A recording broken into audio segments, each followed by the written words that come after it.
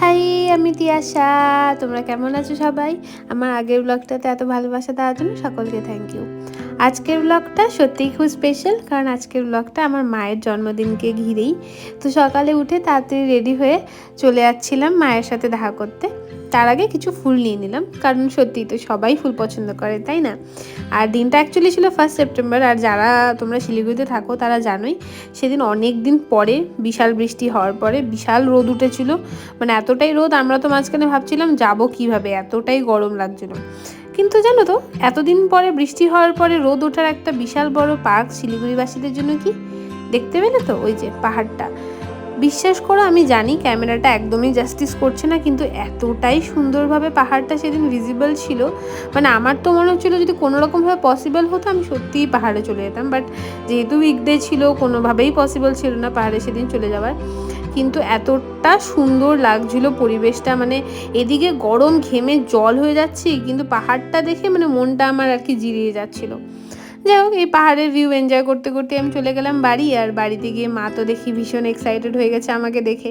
Actually সেদিন আমরা একটা টুকিটাকি প্ল্যানই করেছিলাম, দেখতে থাকো জানতে পারবে। বাড়িতে গিয়ে প্রথমে খেয়ে নিলাম চাউমিন। জানোই তো মারা তো আর কি বলবো, যতই খাই আর যাই খাই, বাড়িতে গিয়ে মা দেখবো কিছু না কিছু বানিয়ে রেখেছে আর খেতেই হবে। তারপরে ফুলগুলোকে একটু অর্গানাইজ করে দিলাম। আর অ্যাকচুয়ালি আজকের প্ল্যানে আমি আর দিদিই যাচ্ছিলাম মায়ের সাথে, বোনেরা বাড়িতেই থাকতো, তাই মা একটু রান্নাও করে নিচ্ছিল। মা বানিয়েছিল হচ্ছে চিংড়ি মাছের তরকারি পোস্ত দিয়ে, চিংড়ি আলুর তরকারি পোস্ত দিয়ে। আবার জানো তো আমি আবার ওটাও খেয়েছি। মানে সত্যি আমি বাড়ি থেকে সেদিন সকালে ঘুম থেকে উঠে পুরো ফুল পেটে ব্রেকফাস্ট করে গিয়ে প্রথমে খেলাম চাউমিন, তারপরে খেলাম চিংড়ি আলু। মানে বললাম তো আমার ওয়েট লস কিছুতেই আর পসিবল হচ্ছে না। ঠিক আছে, যাই হোক, তারপরে এইভাবে আবার সুন্দর করে সেজে গুজে নিলাম। সেদিন আমি আর মা একদম পুরো টুইনিং করছিলাম, একদমই আনইনটেনশনালি। জানো তো আমরা আগে থেকে নিশ্চয়ই কিছু ডিসাইড করে রেখেছিলাম না, কিন্তু হঠাৎ করে এভাবে যাই হোক দুজনে অলমোস্ট সেম সেম জামা কাপড় পরে বেরিয়ে গেলাম। বুক করে নিয়েছিলাম একটা র্যাপিডো অটো, ওটাই চলে আসলো আর আমরা রওনা দিলাম। আর দেখো যেতে যেতে আবার সেই সেম ভিউ। আর যারা শিলিগুড়িতে থাকো না আর আমার ব্লগটা দেখছো, এই সমস্ত ব্লগ দেখে আসো শিলিগুড়িতে ঘুরে যাও, পাহাড়ে ঘুরে যাও, ভালোই লাগবে। জানি সব বাঙালির মধ্যেই পাহাড়টা একটা আলাদাই নেশা। তো এই ব্লগটা যদি তোমাদের কোনোরকমভাবে মানে মনের মধ্যে ওই ইচ্ছাটা জাগায় যে না পাহাড়ে যেতে হবে, তাহলে কমেন্টে লিখে জানিও। যাই হোক, আমরা এই সুন্দর করে গল্প করতে করতে পৌঁছে গেলাম। অ্যাকচুয়ালি কোথায় যাচ্ছিলাম বলো তো? সিটি সেন্টারে। দেখো এবার ছোট শহর, অবশ্যই পাহাড় সামনে সব কিছুই ঠিক আছে, কিন্তু সিটি লাইফটা সত্যি একটু বেটার হতে পারে এখানে। কারণ আমাদের সত্যি কথা বলতে কিছু যদি এরকম ডে আউট প্ল্যান করতে হয় বা কিছু অন্যরকম যদি আমরা একটা প্ল্যান করতে চাই, সত্যি কথা বলতে যাওয়ার কিন্তু বেশি জায়গা নেই। সব জায়গারই পার্কস অ্যান্ড ডিসঅ্যাডভান্টেজেস আছে আলাদা আলাদা। তো আমাদের ওই শেষমেশ মলেই যেতে হয়। আর অ্যাকচুয়ালি সিটি সেন্টারটা যেহেতু আমার দিদির বাড়ির সামনে, তাই যেহেতু ওকে পুচকুকে নিয়ে আসতে হয়, তাই আমরা যখনই এরকমভাবে সবাই মিলে প্ল্যান করি চেষ্টা করি সিটি সেন্টারেই যাওয়ার। আর দেখো একটু আগে আমি বলছিলাম না যে আমরা মা আর মেয়ে মিলে একটা আনকনসিয়াসলি টুইনিং করেছি, গিয়ে দেখি দিদিও সেম হোয়াইট কালারেরই কুর্তি পরে চলে এসেছিলো জানো। তো এটা একটা আলাদাই মজা লাগছিলো। আর আমাদের এই যে চাঙ্গুও সেমই হোয়াইট হোয়াইটই। যাই হোক, আমরা তারপরে অ্যাকচুয়ালি চলে গেছিলাম মাখনভোগে। মাখনভোগে আমরা ভেবেছিলাম লাঞ্চটা করব। আর আমার যে ভাগনা, ও হয়েছে একদম মাসিরই মতন। মিষ্টি দেখে ওরও ভীষণ একটা মনের মধ্যে অন্য রকমের ইচ্ছা তৈরি হয়, জানি না কিরম, এখনও তো অত ভালো মতন প্রকাশ করতে পারে না, কিন্তু মিষ্টি দেখলে পরে ওর লাগবে। খাবে কিন্তু একদমই না, কিন্তু ওর দেখে মানে চাই ওর মিষ্টিটা নিয়ে ও একটু একটু খাবে, সবাইকে খাওয়াবে, এই করবে। আর তোমরা মাখনভোগে এই যে এই মানে তরমুজের মতন দেখতে যে মিষ্টিটা, এটা কে কে খেয়েছো বলো তো? এটা যেন সত্যি একদমই কাজু বরফির মতন খেতে। আমি তো প্রথমে দেখে ভাবছিলাম একদমই খারাপ হবে খেতে, কারণ আমার না ইউজুয়ালি এই টাইপের মিষ্টিগুলো যেগুলো এই বিভিন্ন রকমের ফুল ফল দেখতে হয়, ওই মিষ্টিগুলো ভালো লাগে না, মোস্টলি বিকজ ওগুলোর মধ্যে খুব কেশরের ফ্লেভার থাকে বা গোলাপ জলের ফ্লেভার থাকে, তো আমার একদমই পছন্দ হয় না। কিন্তু এই মিষ্টিটা একদম ডিটো কাজু বরফির মতন খেতে ছিল। আর এই যে চকলেট চিপস দেওয়া যে মিষ্টিটা, ওটা মিষ্টিটা খেতে সত্যি খুবই ভালো। তো মাখনভোগে গেলে তোমরা খেও। আর আমরা অ্যাকচুয়ালি লাঞ্চে সেদিনকে খেয়েছিলাম, আমি খেয়েছিলাম একটা মশালা দোসা, আর দিদি খেয়েছিল প্লেন দোসা, আর মায়ের জন্য ছিল ছোলে ভাটুরে। যাই হোক, আর দিদি যেহেতু মায়ের জন্মদিন ছিল, তো মায়ের জন্য পায়েসও বানিয়ে নিয়ে গেছিলো। সেই ফুটেজটা নেওয়া হয়নি, কারণ পায়েসটা দেখেই আমরা সবাই ঝাঁপিয়ে পড়েছিলাম। অ্যাকচুয়ালি আমার দিদি পায়েস জাতীয় জিনিস খুবই ভালো বানায়।